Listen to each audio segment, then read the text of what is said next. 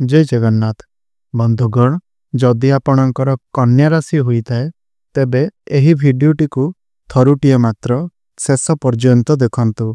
आपणकर व्यस्तबहुल समय मध्यरु मात्र 10 मिनिट्र समय केवल आपण निज पई दियंतु एवं निजर भविष्यत संपर्क रे जानंतु।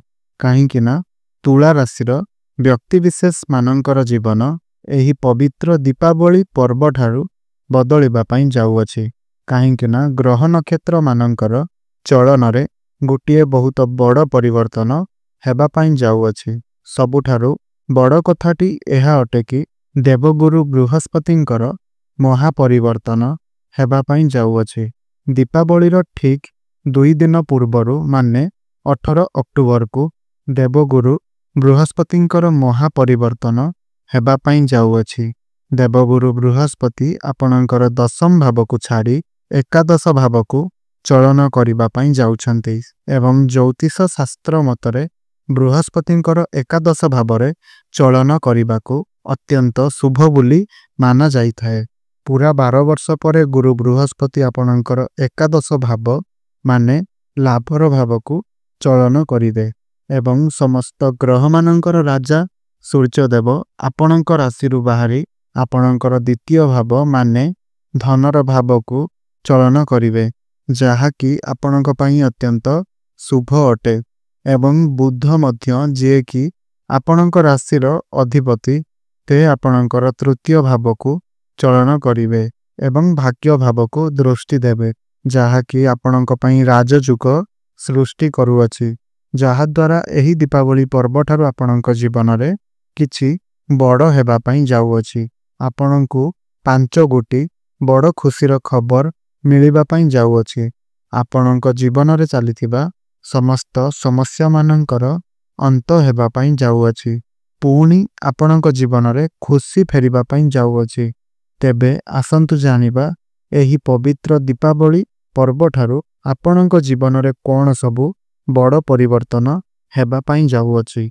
एहा पूर्वरु जति आपणकर मध्य कन्या राशि होइथाय एवं आपण मध्य मां लक्ष्मी को सच्चा हृदयरु भक्ति करुथांती विश्वास करुथांती तेबे एही वीडियो को लाइक करी कमेंट बॉक्स रे जय मां लक्ष्मी जय जगन्नाथ अवश्य रूप रे लेखि दियंतु। बंधुगण गोटिए कथा मने रखंतु, जेमिति ही 18 अक्टोबर आथिबो एवं देवगुरु बृहस्पतिंकर महापरिवर्तन हेबो आपणकर एकादश भाव को, तो सही समय रे आपणक जीवन रे 5 गोटी बड़ घटना घटिबो।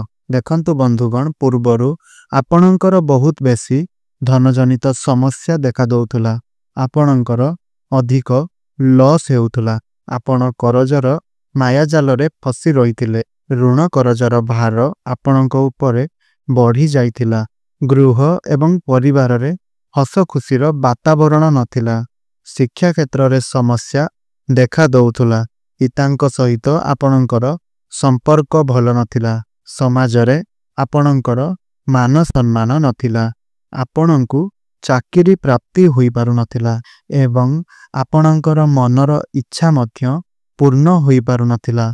संतान संतति मानंक पई आपण चिंतित थिले एवं आपणकर शत्रु मानंक उपरे आपणकर विजय प्राप्त हेउथुला। व्यापार वाणिज्य रे लॉस हेबा सहित प्रेम जीवन रे मध्य समस्या देखा दउथुला। तेबे एही भली जहा भी किछि समस्या आपणक जीवन रे चालुथुला ताहा एबे आपणकर दूर हेबा पई जाउअछि। एही दीपावली ठारू पुणी थरे आपणक जीवन रे खुशी फेरिबा पई जाउअछि। आपणक जीवन रे नूतन सूर्य उदय हेबा पई जाउअछि। सबुठारू प्रथम घटना एहा अटे कि बृहस्पति जेतेबेले से आपणकर एकादश भाव को चलन करिवे सेतेबेले एकादश भाव आपणकर इच्छा एवं पूर्तिर भाव होइथाय, भाई एवं भौणी मानकर भाव होइथाय, मान सम्मानर भाव होइथाय एवं आपणकर आयर भाव होइथाय। आपण आपणकर जीवन रे केते इनकम करिवे, केते आय करिवे, केते लाभ करिवे एहा आपणकर एकादश भावरु जणा जाइथाय। तो बृहस्पतिंकर एकादश भाव को चलन करिबा सबुठु प्रथमे तो दीर्घ दिन धरी आपणकर मनरे जहाँ भी किछि मनस्कामना रहिथिला इच्छा रहिथिला ताहा सबु किछि आपणकर पूर्ण हेबा पई जाउअछि।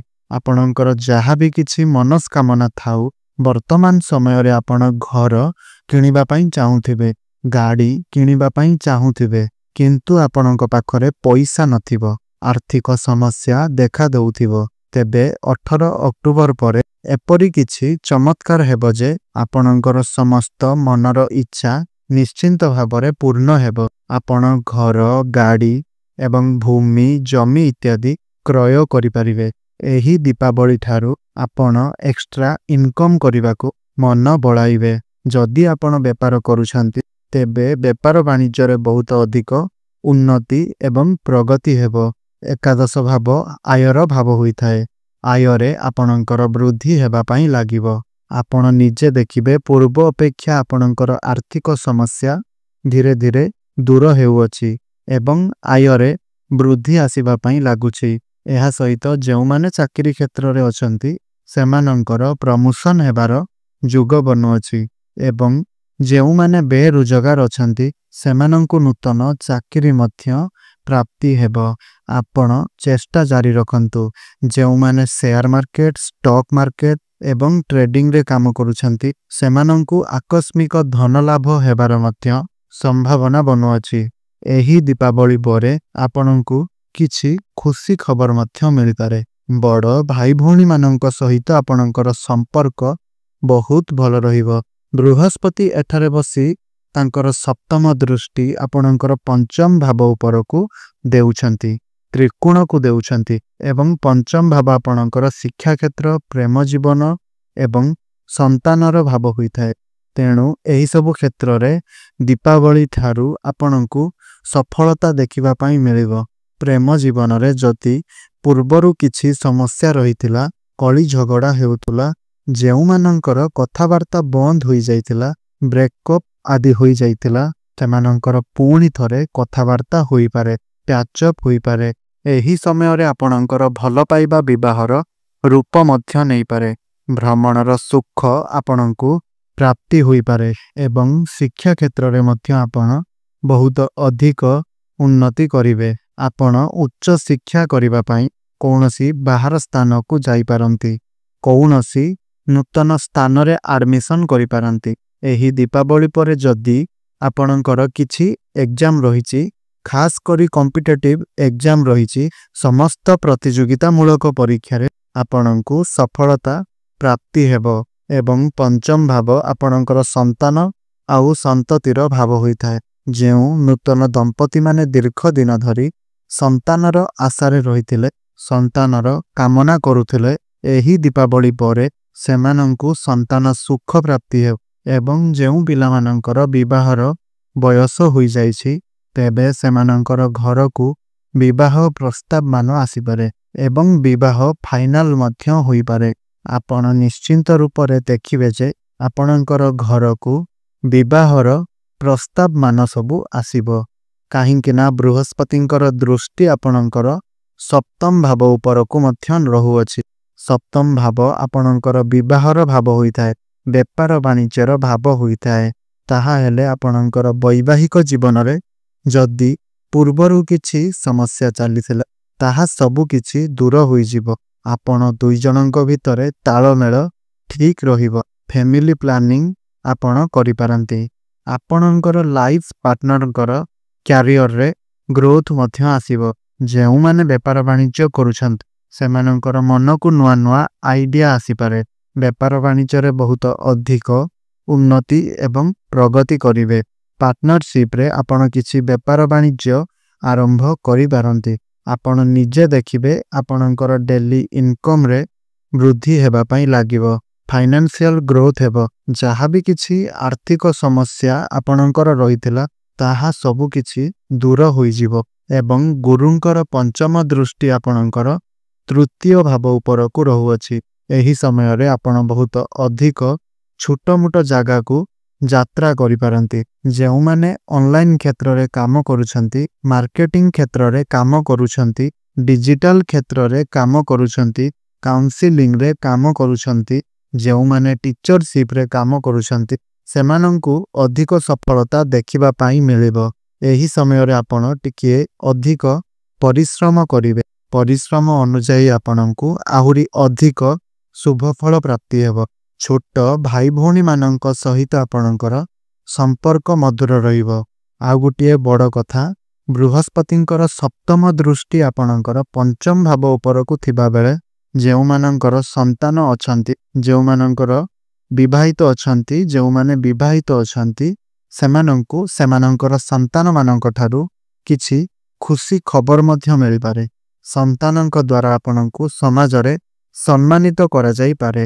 ଏହା ସହିତ ଯେଉଁମାନେ କରଜର ମାୟାଜାଲରେ ଫସି ରହିଛନ୍ତି, ଆପଣ ନିଜେ ବୁଝିପାରୁନାହାନ୍ତି କି ସେହି କରଜକୁ ଆପଣ ଶୁଝିବେ କେମିତି, ତାହା ହେଲେ 18 ଅକ୍ଟୋବର ପରେ ମାନେ ଦୀପାବଳି ପରେ ଆପଣଙ୍କୁ ସମସ୍ତ କରଜ ଏବଂ ସମସ୍ୟାରୁ ମୁକ୍ତି ମିଳିଯିବ।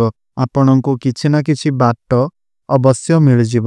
ଏହା ସହିତ ଯଦି ଆପଣଙ୍କର ପୂର୍ବରୁ କିଛି ସ୍ୱାସ୍ଥ୍ୟଜନିତ ସମସ୍ୟା ଲାଗି ରହିଥିଲା, ତାହା ହେଲେ ସେଥିରେ ମଧ୍ୟ ସୁଧାର ଆସିବ। ସ୍ୱାସ୍ଥ୍ୟବାନ ଆପଣ ଅନୁଭବ କରିବେ ଏବଂ ଗ୍ରହମାନଙ୍କର ରାଜା ସୂର୍ଯ୍ୟ ମଧ୍ୟ ଆପଣଙ୍କର ଦ୍ୱିତୀୟ ଭାବରେ ଚଳନ କରୁଛନ୍ତି। ତେବେ ଆପଣଙ୍କର ଆର୍ଥିକ ସମସ୍ୟା ନିଶ୍ଚିନ୍ତ ଭାବରେ ଦୂର ହେବ। ଘର ଏବଂ ପରିବାରରେ ହସ ଖୁସିର ଲହରୀ ଲାଗି ରହିବ। ଘରକୁ କୌଣସି ନୂତନ ଅତିଥି ଆସିପାରନ୍ତି, କିନ୍ତୁ ଏହି ସମୟରେ ଆପଣଙ୍କ ବାଣୀରେ ଟିକିଏ କଟୁତା ଆସିପାରେ, ଯେଉଁ କାରଣରୁ ଆପଣ ଟିକିଏ ଏଥିପ୍ରତି ଧ୍ୟାନ ଦେବେ। ମୋଟାମୋଟି ରୂପରେ ଦେଖିବା ପାଇଁ ଗଲେ ବୃହସ୍ପତିଙ୍କର ଏହି ମହାପରିବର୍ତ୍ତନ ଏହି ଦୀପାବଳି ପରଠାରୁ ଆପଣଙ୍କ ଜୀବନକୁ ପୁରାପୁରି ବଦଳାଇବା ପାଇଁ ଯାଉଅଛି। ଆପଣଙ୍କର ସମସ୍ତ ଆର୍ଥିକ ସମସ୍ୟା ଦୂର ହେବା ସହିତ ଆପଣଙ୍କର ସମସ୍ତ ମନସ୍କାମନା ମଧ୍ୟ ପୂର୍ଣ୍ଣ ହେବ। ଅଧିକ ଶୁଭଫଳ ପ୍ରାପ୍ତି କରିବା ପାଇଁ ଆପଣ ପ୍ରତ୍ୟେକ ବୁଧବାର ଦିନ ଗୋମାତାଙ୍କୁ ସବୁଜ ଚାରା ଖାଇବା ପାଇଁ ଦିଅନ୍ତୁ ଏବଂ ବ୍ରାହ୍ମଣମାନଙ୍କୁ ହଳଦିଆ ଜିନିଷର ଦାନ କରନ୍ତୁ। ଆଉ ବୁଧଙ୍କର ବୀଜମନ୍ତ୍ରର ଜପ ଅବଶ୍ୟ ରୂପରେ କରନ୍ତୁ। ଓಂ ଗ୍ରାଂ ରିଂ ଗ୍ରୌଂ ସ୍ୱାହ ବୁଦ୍ଧାୟ ନମଃ 108 ଥର ପ୍ରତ୍ୟେକ ଦିନ ଜପ କରନ୍ତୁ। ଶୁଭଫଳ ପ୍ରାପ୍ତି ହେବା ସହିତ ଆପଣଙ୍କ ଭାଗ୍ୟରେ ଉନ୍ନତି ଆସିବ। ତେବେ ବନ୍ଧୁଗଣ, ଆଶା କରୁଛି ଭିଡ଼ିଓଟି ଆପଣଙ୍କୁ ନିଶ୍ଚୟ ରୂପରେ ଭଲ ଲାଗିଛି। ଯଦି ଭଲ ଲାଗିଛି ତେବେ ଗୋଟିଏ ଲାଇକ୍ ନିଶ୍ଚୟ ରୂପରେ କରନ୍ତୁ, ଯାହାଦ୍ୱାରା ଆମେ ଜାଣିପାରିବୁ କି ଆପଣଙ୍କୁ ଆମର ଏହି ଭିଡ଼ିଓଟି ଭଲ ଲାଗିଛି। ଏହା ସହିତ ଚ୍ୟାନେଲଟିରେ ନୂଆ ଥିଲେ ଚ୍ୟାନେଲଟିକୁ ସବସ୍କ୍ରାଇବ୍ କରନ୍ତୁ। କମେଣ୍ଟ ବକ୍ସରେ ଆପଣ ଜୟ ଶ୍ରୀ ଜଗନ୍ନାଥ ନିଶ୍ଚୟ ରୂପରେ ଲେଖିଦିଅନ୍ତୁ। ଆଉ ଆପଣ ଆମର ହ୍ୱାଟ୍ସଆପ୍ ଚ୍ୟାନେଲ ଏବଂ ଇନଷ୍ଟାଗ୍ରାମ ପେଜ୍ ସହିତ ଯୋଡ଼ି ହୁଅନ୍ତୁ, ଯାହାର ଲିଙ୍କ୍ ଆମେ ଆପଣଙ୍କୁ ତଳେ ଡିସ୍କ୍ରିପ୍ସନ୍ ବକ୍ସରେ ପ୍ରୋଭାଇଡ଼ କରିଛୁ। ତ ଆପଣ ଆମର ହ୍ୱାଟ୍ସଆପ୍ ଚ୍ୟାନେଲ ଏବଂ ଇନଷ୍ଟାଗ୍ରାମ ପେଜ୍ରେ ଜଏନ୍ ହୁଅନ୍ତୁ, ଯାହାଦ୍ୱାରା ପ୍ରତ୍ୟେକ ଭିଡ଼ିଓର ଲିଙ୍କ୍ ଆପଣ ଡାଇରେକ୍ଟ ସେଠାରୁ ହିଁ ପାଇପାରିବେ। ତେବେ ବନ୍ଧୁଗଣ, ଆଜିର ଏହି ଭିଡ଼ିଓଟିକୁ ମୁଁ ଏଇଠି ରଖୁଛି। ପୁଣି କଥା ହେବା ଆଉ ଏକ ନୂତନ ଭିଡ଼ିଓ ମାଧ୍ୟମରେ। ରହୁଛି। ଧନ୍ୟବାଦ।